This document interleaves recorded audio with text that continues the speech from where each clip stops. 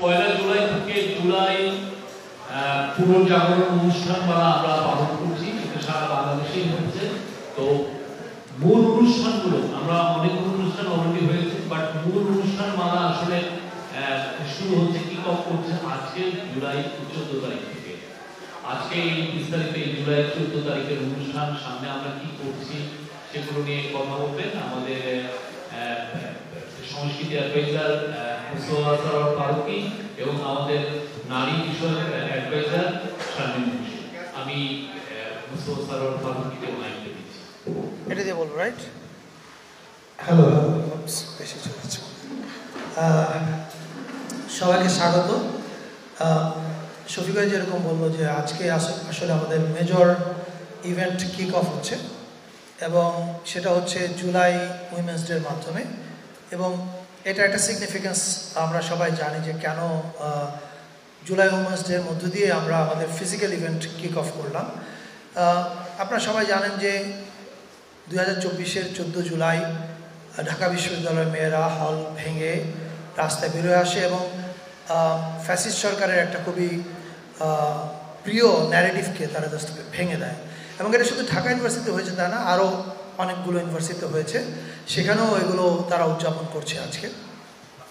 So ওই মেয়েদের যে কন্ট্রিবিউশন, এইটাকে স্যালুট করার জন্যে আসলে আমরা আমাদের ফিজিক্যাল ইভেন্টটা জুলাই উইমেন্স ডের মধ্য দিয়ে শুরু করা। আমি এখানে একটু কোট করতে চাই, মানে আমি নিজে চাইলে অনেক দার্শনিক লাইন বানাতে পারতাম, কিন্তু আমি মনে করি যে জুলাইতে যে মেয়েরা আন্দোলন করেছিল তাদের একজনের একটা লেখা আমি ধার করতে চাই।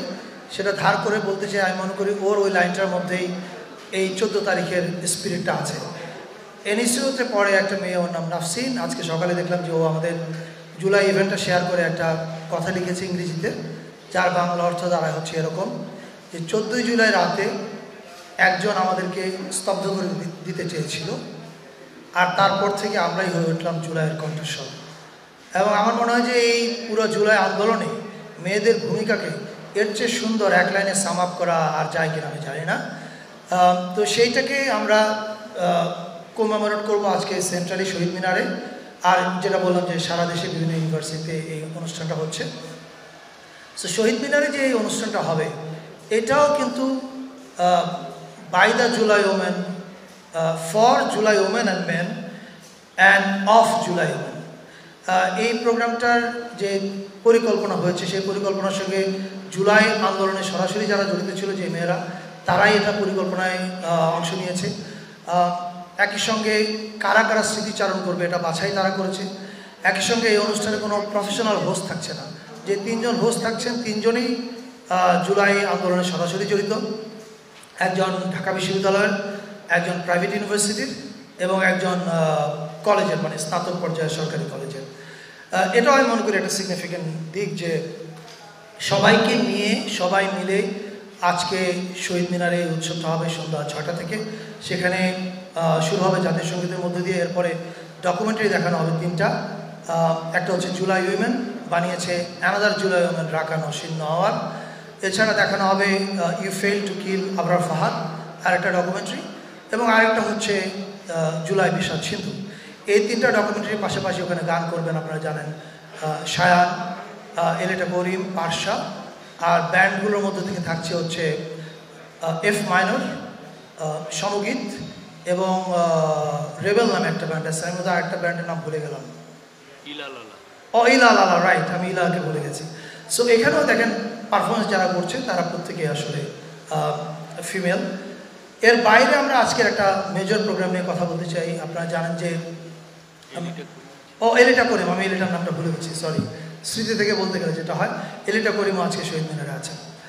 আর এছাড়া আমাদের আরেকটা মেজর প্রোগ্রাম হচ্ছে আজকে নারায়ণগঞ্জে। আপনারা জানেন যে 1 তারিখে যখন আমরা প্রোগ্রাম ডিক্লেয়ার করেছি, সেখানে বলা হয়েছিল যে দেশের 64টা জেলায় জুলাই স্মৃতিস্তম্ভ স্থাপন করা হবে। এটা স্থাপনের কাজ আজকে থেকে শুরু হলো নারায়ণগঞ্জের মধ্য দিয়ে। সেখানে আমাদের 5 জন উপদেষ্টা যাচ্ছেন, আসিফ নজরুল, রিজওয়ানা হাসান, আদিলুর রহমান খান শুভ্র, সিয়ার আবরার এবং আসিফ মাহমুদ।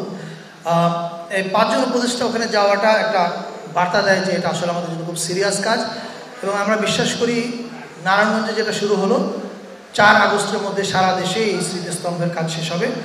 এবং এই স্মৃতিস্তম্ভটা হচ্ছে টেক্সট বেস। আপনারা জানেন যে এবার জুলাইয়ের আন্দোলনে লাইন, টেক্সট, কথা, স্লোগান, কবিতা এগুলো খুব গুরুত্বপূর্ণ ছিল। ওইগুলো দিয়েই এই স্মৃতিস্তম্ভটা তৈরি হচ্ছে। এছাড়া আপাতত আমি আর কি কিছু বলার আছে? আরেকটা কথা বলতে চাই, চিটাগংয়ে যারা আছেন এবং রংপুরে যারা আছেন তাদের উদ্দেশ্যে। আপনারা জানেন যে 16 জুলাই আমাদের জুলাই শহীদ দিবস।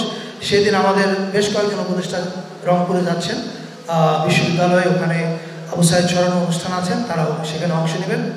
আর চিটাগং স্টেডিয়াম, যেটা কাজীর দেউলিতে শহরের ভিতরে, সেখানে অনেকগুলো ডকুমেন্টারি প্রদর্শনী আছে, কনসার্ট আছে চিটাগংয়ের শিল্পীদের এবং ঢাকার শিল্পীদের নিয়ে, এবং শেষে ওখানে একটা ড্রোন আর্ট ডিসপ্লে আছে। ফলে চিটাগংয়ে যারা আছেন তাদের সবাইকে আগাম বলে রাখলাম যে আপনারা প্রস্তুত থাকেন। 16 তারিখ সকালে আমাদের একটা প্রেস কনফারেন্স হবে, সেখানে ওই 16 তারিখের লাইন আপটা বলা হবে। আপাতত আমার তরফ থেকে এতটুকুই। এরপরে প্রশ্ন থাকলে উত্তর দেওয়া যাবে।